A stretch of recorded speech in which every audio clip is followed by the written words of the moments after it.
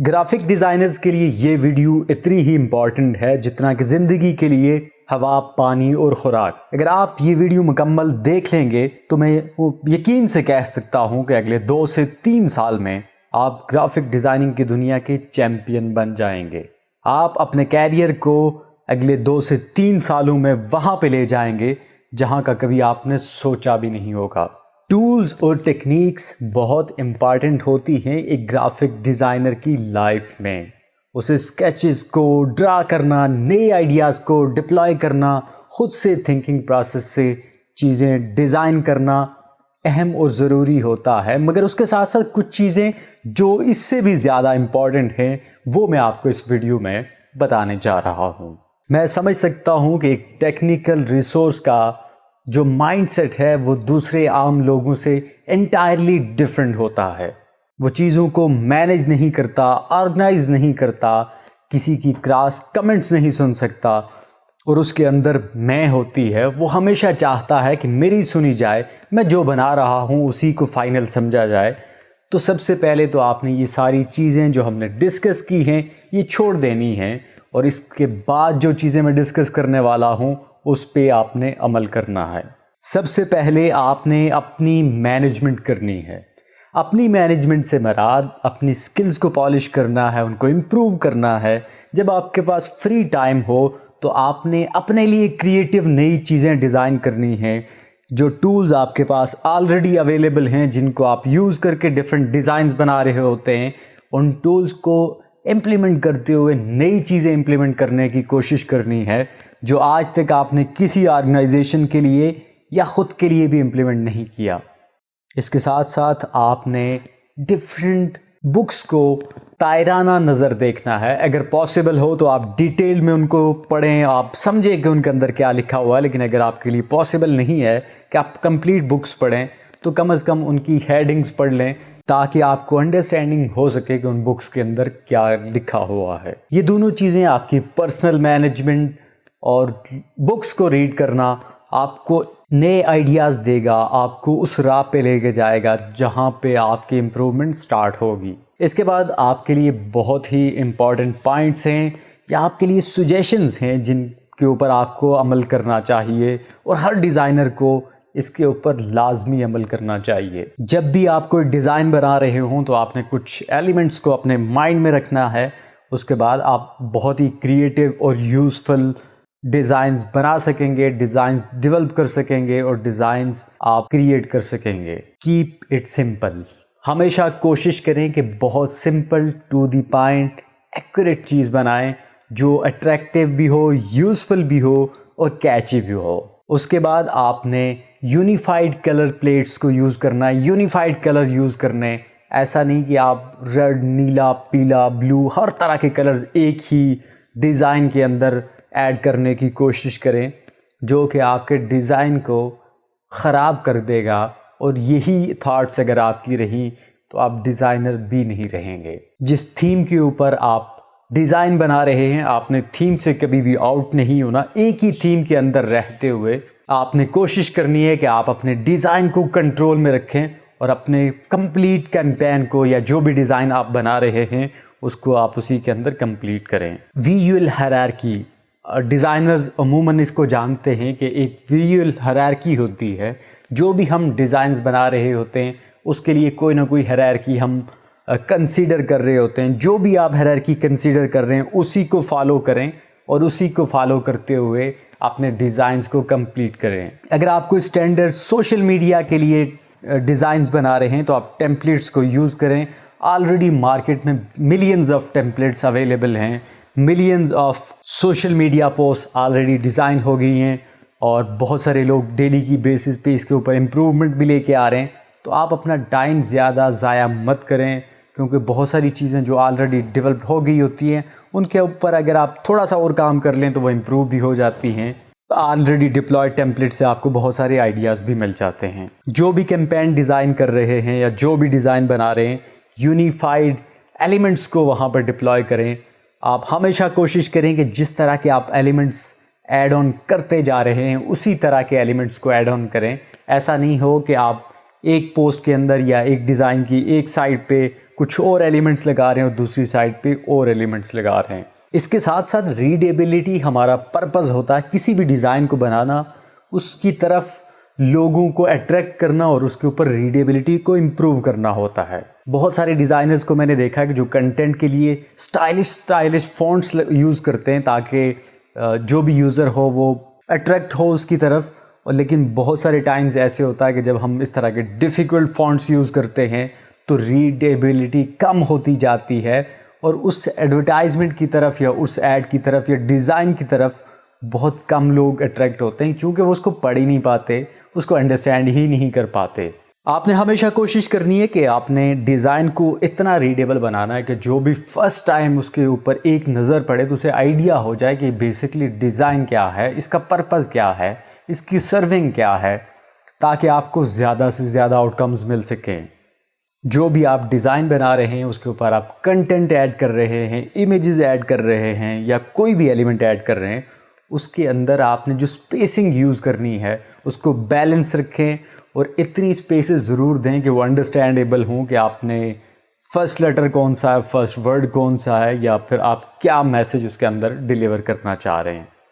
No doubt colours बहुत ही important होते हैं और हमेशा जब भी आप डिज़ाइन बना रहे हों तो कलर की साइकोलॉजी को मत भूलें। इसको सबसे पहले कंसीडर कीजिए। फर्स्ट नंबर पे आपकी ऑर्गेनाइजेशन या जो भी आपके पास थीम अवेलेबल है उसका अंदर कौन सा कलर यूज़ होना है, या सबसे इम्पैक्टफुल कलर कौन सा है जिसके ऊपर सबसे ज़्यादा ट्रैफिक इंगेज होगी। आपने कलर्स की साइकोलॉजी को माइंड में रखते हुए अपने डिज़ाइन को प्रिपेयर करना ताकि ज़्यादा से ज़्यादा लोगों को इंगेज कर सकें, ज़्यादा लोगों को अट्रैक्ट कर सकें और आपका डिज़ाइन ज़्यादा पॉपुलर हो। जब आप इन सारी चीज़ों को, एलिमेंट्स को, कंटेंट को, इसकी स्पेसिंग को मुनासिब रखते हुए अच्छा कलर यूज़ करेंगे जो साइकोलॉजी पे अच्छा इम्पैक्ट क्रिएट करेगा, तो आपके designs day by day improve होते जाएंगे। जब आप माइंडसेट ये बना लेंगे कि मैंने जो भी चीज़ें बनानी है उनके अंदर इन चीज़ों का ख्याल लाजमी रखना है, तो पॉसिबल नहीं है कि जब आप 4 से 6 डिज़ाइन बनाएंगे तो उसके बाद आपको खुद से ही अंडरस्टैंडिंग ना हो कि लास्ट टाइम मैंने क्या मिस्टेक्स की थी या आप उससे इम्प्रूव कैसे कर सकते हैं। इसके बाद लास्ट बट नॉट लीस्ट हमेशा कोशिश करें कि आप ऑर्गेनाइज्ड रहें। आपके जो टूल्स हैं, आपके जो डिज़ाइंस हैं, आपकी जितनी भी वर्किंग है वो ऑर्गेनाइज पड़ी हो। आपके पास जितनी भी एलिमेंट्स हैं, कंपोनेंट्स हैं, टेम्पलेट्स हैं, आपके पास जितना भी कंटेंट अवेलेबल है वो सारे के सारा ऑर्गेनाइज पड़ा हो। आप अपनी लाइफ को भी ऑर्गेनाइज करें। आप किस टाइम जागेंगे, किस टाइम काम करेंगे, किस टाइम सोएंगे, किस टाइम खेलेंगे, सारी की सारी चीज़ें ऑर्गेनाइज करें। अगर आप लाइफ में इन सारे स्टेप्स को फॉलो कर लेते हैं, ख़ुद की अपनी डेवलपमेंट को डेली बेसिस पे ख़ुद को इम्प्रूव करते हैं, तो ऐसा पॉसिबल नहीं है कि आप अगले 3 से 4 सालों में एक बेहतरीन डिज़ाइनर बन जाएं और आपका एक कैरियर जिस स्टेज पे हैं इससे 100% आगे बढ़ सके। अपने अंदर मैनेजमेंट की स्किल्स लाइए, लोगों को के साथ अंडरस्टैंडिंग बनाने की, उनके साथ डिस्कशन करने की, एक पैथेटिक टेक्निकल रिसोर्स की तरह गुस्से में आके बात करने की बजाय मैनेजरियल स्किल्स डेवलप करते हुए सॉफ्ट टोन में अपने मैसेज को डिलीवर करने की, और आप जो कहना चाह रहे हैं वो बेहतर है या उसके इम्पैक्ट ज़्यादा है उसको टेक्निकली प्रूव करने की अपने अंदर स्किल्स इम्प्रूव कीजिए, ताकि आप जब सीनियर मैनेजमेंट के साथ, क्लाइंट्स के साथ या किसी भी रिसोर्स के साथ डिस्कशन कर रहे हों तो आप उसको जस्ट ये ना कहें कि मैंने 4 आवर्स लगा के, 6 आवर्स लगा के, 10 डेज़ लगा के डिज़ाइन बनाया है, जबकि आप उसको ये बता सकें कि ये क्यों इम्पॉर्टेंट है या ये इसके अंदर ऐसी क्या खूबी है जो लोगों को ज़्यादा अट्रैक्ट करेगी as compare to their idea.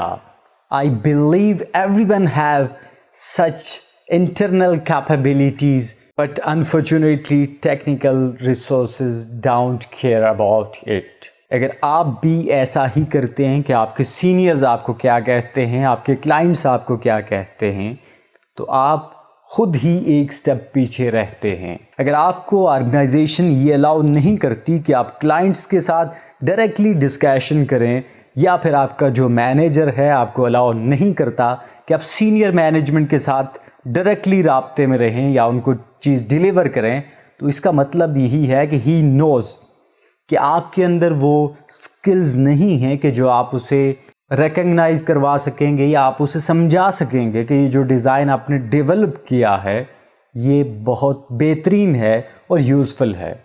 ये पॉसिबल है कि आपने जो भी चीज़ डिज़ाइन की है वो बहुत बेहतरीन है, वो बहुत बेहतरीन आइडिया है और वो मार्केट में लोग उसको ज़्यादा पसंद करेंगे as compare to their idea, but without proper justifications कोई भी इस चीज़ को नहीं मानेगा कि जो चीज़ आप डिलीवर कर रहे हैं या जो चीज़ आप डिलीवर करना चाह रहे हैं या जो चीज़ आप डेवलप कर चुके हैं वो उसी को ही मार्केट करें। याद रखिएगा, जो भी क्लाइंट्स हैं या जो भी कंपनी ओनर्स हैं, दे डोंट केयर कि किस तरह का डिज़ाइन है, उनका क्या आइडिया है, बट जब उनको ये चीज़ महसूस होती है कि जो चीज़ आप डिज़ाइन कर रहे हैं, आप जस्ट अपनी एफ़र्ट्स को बचाने के लिए आप इसको उन्हें चेप रहे हैं, जिसे अगर हम टिपिकल वर्ड्स में बोलें तो वो आपको कहते हैं नहीं भाई, मैंने तो पैसे लगाने इसके ऊपर, मैंने एडवर्टाइजमेंट करनी, अपनी चीज़ों को सेल करना है, सेल्स इंप्रूव करनी है, अपना बिजनेस चलाना है।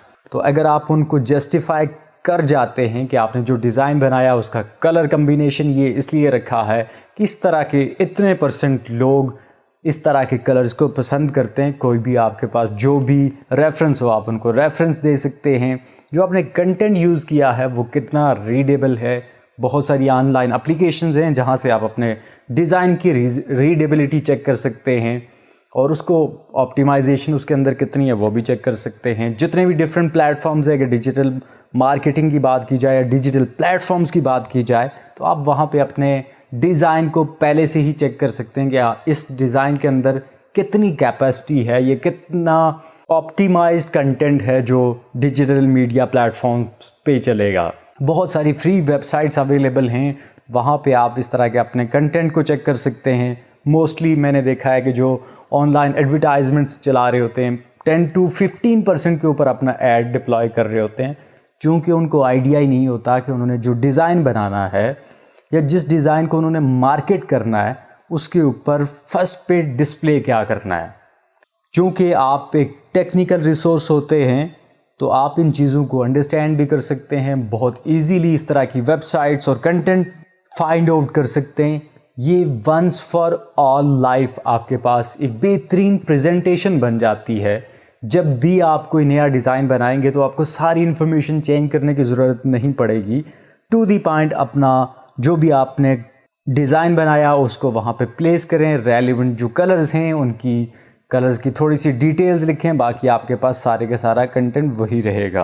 अगर ये एक्टिविटी करने में आप कामयाब हो जाते हैं तो ऐसा पॉसिबल नहीं है कि आप इम्प्रूव ना हो, आपको सीनियर पोजीशन पे जगह ना मिले, आपको एक्नॉलेज ना करें लोग, आपको टॉप मैनेजमेंट अच्छी पोजीशंस पे लेके ना जाए, ऐसा पॉसिबल नहीं है।